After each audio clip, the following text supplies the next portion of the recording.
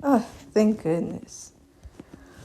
Hello, everybody. Kanisha, the creator here, and I am here today to read my fanfic. Uh, oh, no. Ugh, I hate it when that happens. Hang on, guys. Hang on. I'll fix this. I hate it when this happens. Ignore that. That's just my cat.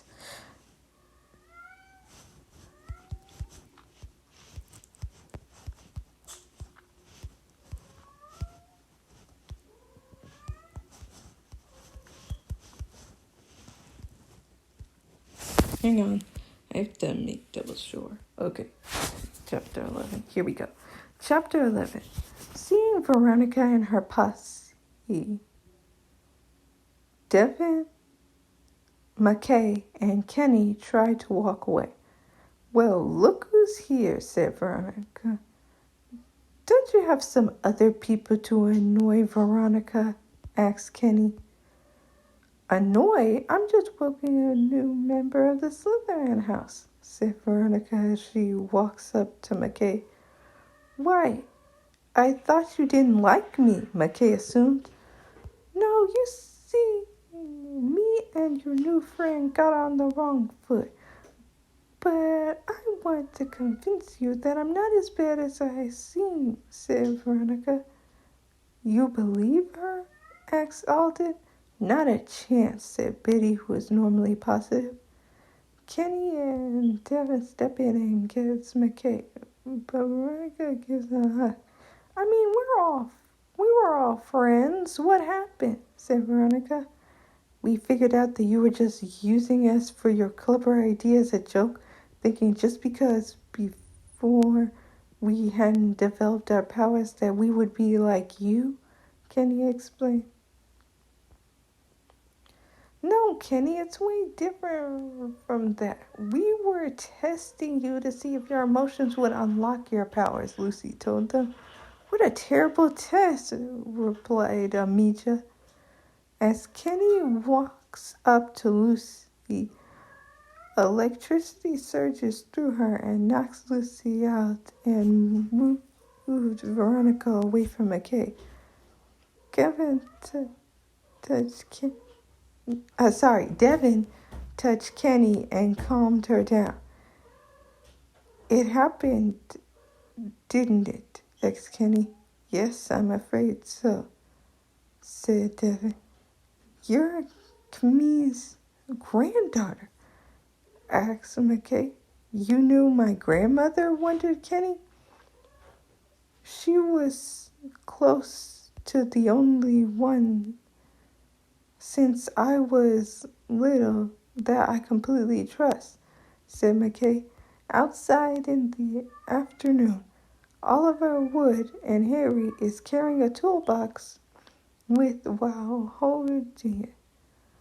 Oliver Wood explains to Harry the people on the team and what the balls are for.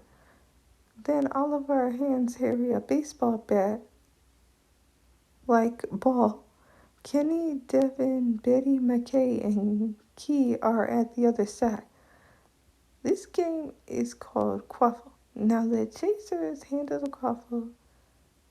Try to put it through one of those hoops. The keeper, that's me, defend the hoops.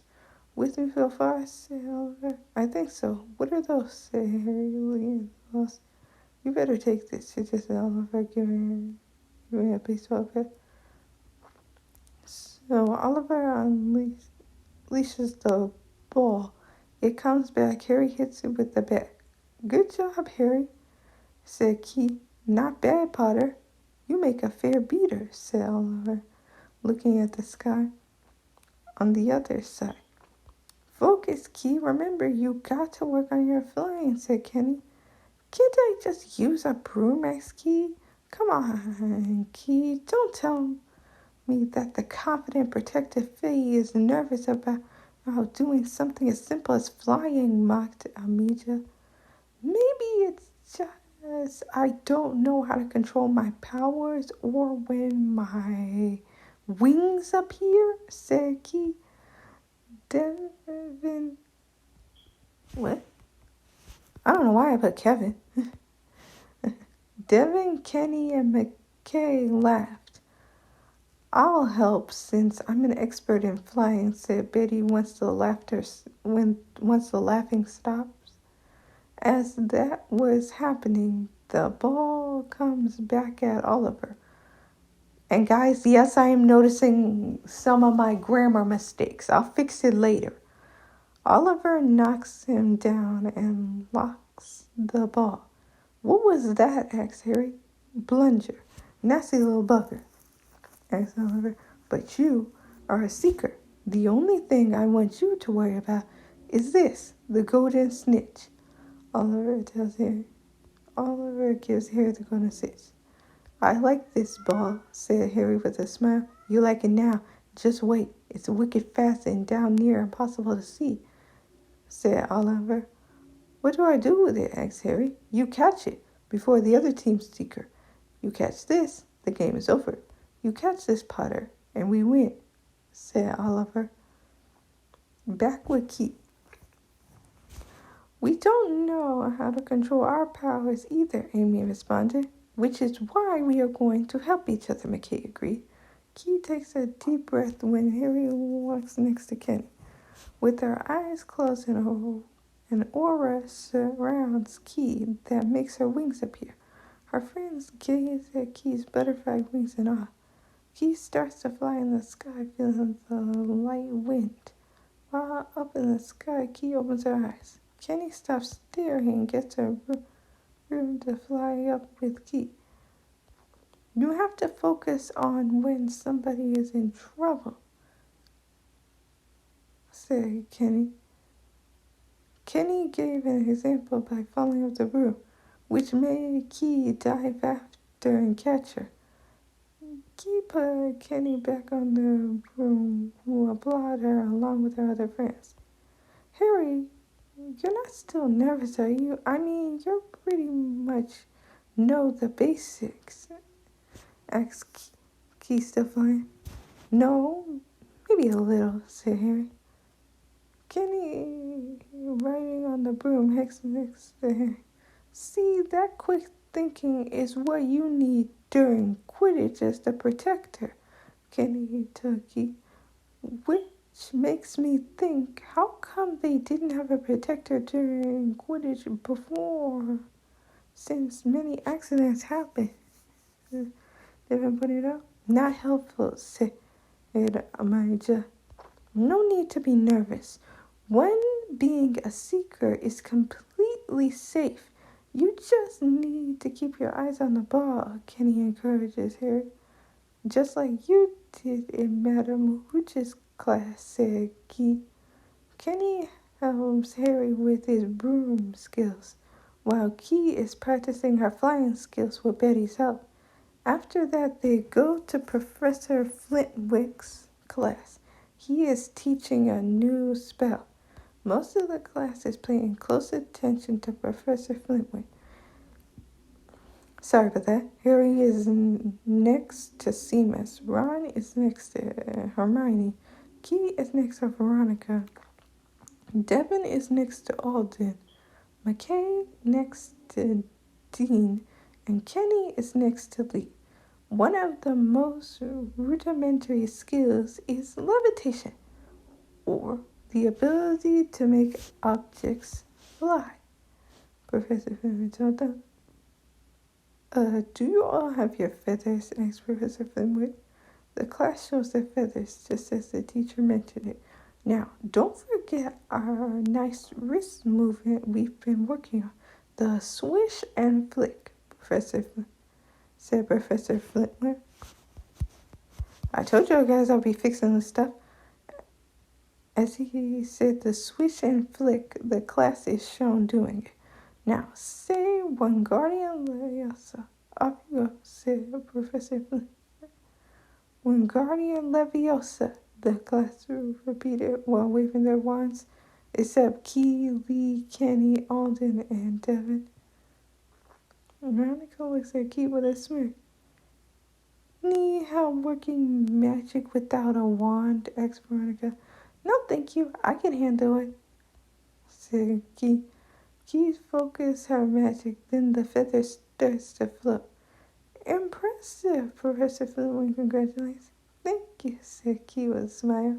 Veronica glares. On the other side of the room, Wingardium Leviosa, said Ron, waving his wand recklessly. Stop, stop, stop. You're going to take someone's eye out, Hermione warned Ron. Hermione stopped Ron from flicking his wand recklessly. Besides, you're saying it wrong. It's Leviosa, not Leviosa, Hermione corrected Ron. Then you do it if you're so clever. Go on, said Ron. Wingardium Leviosa, said Hermione while waving her wand, and her feather floated high up to the ceiling, which caught everyone's attention, even McKay and Dean, who seemed to be becoming friends. Look here, everyone, Miss Granger done it. Splendid. Wingardium Leviosa, said Seamus. While trying the spell, his feather blew up, his wand broke, and his eyebrows burned. Now listen, guys, I know him blowing up and all that stuff doesn't happen in the books, but hey, I thought it was a funny addition that happened in the movies, so I added it in my fanfic. But most of the other stuff that happens in here isn't really from the movies. Most of it is from the books. With my own little twist, of course. Anyway. Oh, groaned Professor Flintwick.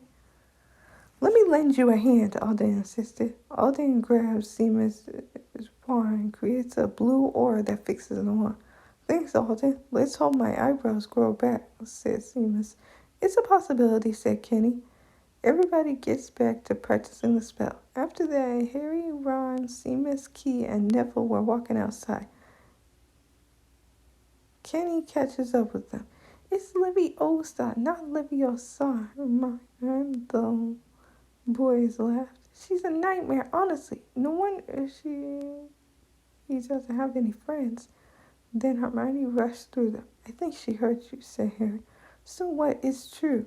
That's harsh, Ron. She's trying to be smart, not annoying, said Key. Key runs after Hermione. Yeah, way to be heartless, said Kenny. And that was chapter 11. Now we are going to chapter 12. Here we are. Hermione didn't turn up for the next class and wasn't seen all the afternoon. On their way down to the Great Hall for a Halloween feast, Harry, Key, McKay, and Ron overheard Parvati Patel.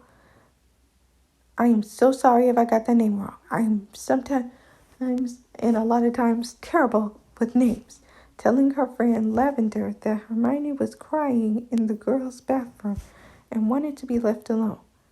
Ron still looked still awkward at this, but at the moment later, they had entered the Great Hall where the Halloween decorations put Hermione out of their mind, except Key. Key was twirling McKay's wand, and Harry is taking a bite of a potato. McKay, seeing the concern in Key's eyes, takes the wand. What's wrong? Asked McKay. I'm worried about Hermione, said Key. She'll be fine, said Ron. Key was about to hit Ron, but stopped herself. Sure, you would think that. It's your fault she's crying in the first place, McKay pointed out. All I did was tell the truth, said Ron. Well, did it have to be so bitterly, said Lee. Before Ron said anything, Professor Quirrell came sprinting into the hall, his turban askew and terror on his face. Everyone stared as he reached Professor Dumbledore's chair, slumped against the table, and gasped, Trolls in the dungeon! Thought you ought to know. He then sank to the floor in a dead faint. There was an uproar. It took several purple firecrackers exploding from the end of Professor Dumbledore's wand to bring silence. Prefects, he rumbled. Lead your houses back to the dormitories immediately. Sorry. I don't know why I said Professor. Percy was in his element. Follow me. Stick together, first years. No need to fear the troll. If you follow my orders, stay close behind me. Now, make way, first years coming through. Excuse me, I am Prefect. Percy tells them. How could a troll get in? Asked Harry as they climbed the stairs. Don't ask me. They're supposed to be really stupid, said Ron. Maybe Peeves let it in as a Halloween joke. They passed different groups hurrying in different directions as they jostled their way through a crowd of confused Hufflepuffs. Harry suddenly grabbed Ron's arm. Key grabbed McKay's arm and followed Harry and Ron. Unknown to their houses, the Fey group escapes and enters their secret room. Key tells Ron that he remembered about Hermione. What about her? Asked Ron. She doesn't know about the troll, said Harry. Ron bit his lip. Oh, all right, Ron snapped. But Percy better not see us. Great, let's go, said Key. Uh-oh, McKay groaned. Ducking down, they joined the Hufflepuffs going the other way, slipping down a desperate side. I don't know what I was trying to put right there. Anyway, corridor, and hurried off towards the girls' bathroom. I think I meant to put deserted, or... Nah, that don't sound right. No, maybe, I don't know. I give up. McKay was kind of shaking. Key calmed her down by holding her hand. They had just turned the corner when they heard quick footsteps behind them. Percy hissed and pulling Harry back behind a large stone griffin beside Key. Peering around, however, they saw not Percy but Snape. They crossed the corridor and disappeared from view. What's he doing? Harry asked in a whisper. Why isn't he down in the dungeon with the rest of the teachers? Nobody responded between Ron, Key, and McKay. Quietly as possible, they crept along the next corridor after Snape's fading footsteps. He's heading for the third floor, Harry said, but Ron held up his hand. Do you smell something? Asked Ron. Harry, Key, and McKay sniffed, and a foul stench reached their nostrils. A mixture of old socks and the kind of public toilet no one seems to clean. They heard it, a low grunting and snuffling. Why does that say footfalls? Don't that mean footsteps? Of gigantic feet. Ron pointed at the end of a passage to the left. Something huge was moving towards them. They shrank into the shadows and watched as it emerged into a patch of moonlight. It was a horrible sight. It was 12 feet tall. Its small bald head perched all top like each coconut. Its skin was dull gray.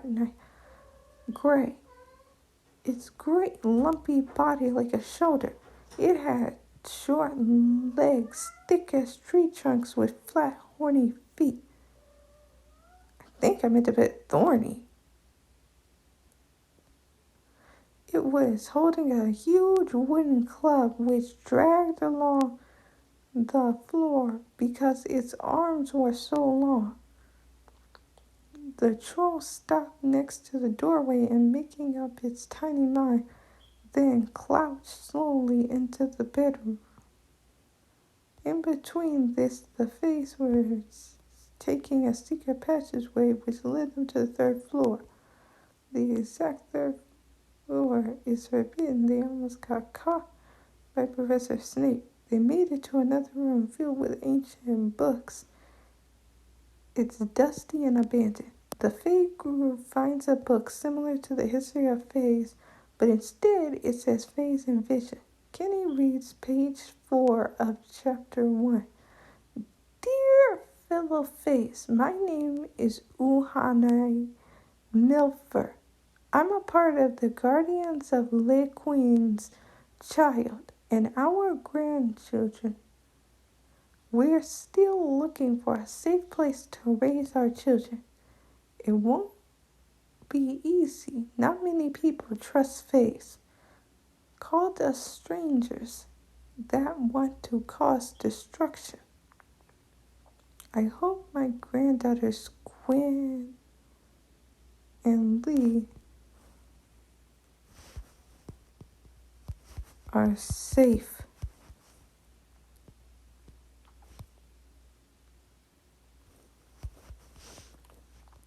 Kenny turned to see Gwen and Lee crying. They wanted her to continue. She skipped to the next journal entry. Kenny reads page 10. Journal entry 27. We found a trustworthy group of friends and a temporary place to stay. These people, we soon figure out, is like a second family, and it seems there is an unknown guardian that has a grandchild that is a Fae too. Hearing this information, the Fae group took the book and sneaked back to the passageway. The key's in the lock. We could lock it in. Good idea, said Ron nervously. Key and McKay nodded in agreement. They edged towards the open door. The troll wasn't about to come out. With one great leap, Harry managed to grab the key, slam the door, and lock it. Yes, cheered Harry. They were at first flushed with victory, but then Key looks at where they locked the troll. Harry! Key tapping her cousin's shoulder. They heard a petrified scream, and it was coming from the chamber they just chained up. It's the girls' bathroom, Harry gasped. Hermione, they said together. Key pulled the door open, and they ran inside. Hermione Granger was shrinking against the wall opposite, looking as if she was about to faint. The troll was advancing on her, knocking the sinks off the walls. It went. Confused, Harry said desperately to Ron and seized the tap. Ron and Key threw a metal pipe at the troll. The troll runs towards Ron and Key. McKay was completely petrified beside Key. Harry goes to Hermione and tells her to move, but she is completely petrified. Key gets in the troll's way, which is when her wings appear. With her wings, she grabs the metal pipe and hits the troll again. Key, be careful, McKay warned her. Don't worry about me. Get Hermione out of here, said Key. Harry takes Hermione out, but the footsteps caught the troll's attention. With McKay's help, Hermione got out before the troll got them, but it got Harry. Troll turned to hit Harry with a glove while hanging up. Do something, yelled Harry. What? Asked Ron. Anything, responded Harry. Ron got his wand and said, Wingardium Leviosa. The club was in the air and hit the troll. Key grabbed Harry's hand while flying, moving from the troll. The troll fell down on the ground. McKay and Hermione come back in to see if everyone was okay. Key lands on the floor slowly while holding Harry's hand. McKay hugged Key with concern and said, Thank you. I didn't do much. Ron was the one that knocked the troll out, said Key. Harry looked closely at the troll, who was knocked out, and asked, Is it dead? I don't think so. Just knocked out, said Harry. Almost unnoticed, Professor Quirrell, Professor McGonagall, and Professor Snape appeared. Oh my goodness, explain yourselves, groaned McGonagall, referring to Ron and Harry. Harry and Ron was about to explain, but Hermione interrupted. It's my fault, Professor McGonagall, said Hermione. Miss Granger, McGonagall gasped. Hermione did the unthinkable. She told a downright lie to a professor. I went looking for the troll. I read about them and thought I could handle it. But I was wrong. If Ron, Key, Harry, and McKay hadn't come and found me, I'd probably be dead, Hermione lied. Be that as it may, it was an extremely foolish thing to do, said McGonagall. Harry looks at Snape's leg, which was a large cut on it. Snape notices and covers it up, glaring at Harry. I would have expected more rational behavior on your part, Miss Granger. 5 points will be taken from Gryffindor for your serious lack of judgment. Yeah, I really should just keep on it, said McGonagall. McGonagall turns to Harry, Key, Ron, and McKay. As for you two gentlemen, along with Miss Walker and McKay, I just hope you realize how fortunate you are. Not many students could take a full mountain intro and live to tell the tale. 5 points will be awarded to each of you for sheer dumb luck, McGonagall continued. Snape and McGonagall exit. Perhaps you ought to go. Might wake up, Quirrell told them. Ron, Key, McKay, Harry, and Hermione leave. Troll roars. Said Quirrell. Okay, last chapter that I am going to read. Maybe. I don't know. I might read chapter 14 too. As they walk into the hallway, Harry, Ron, Key, and McKay... Wait, I'm confused.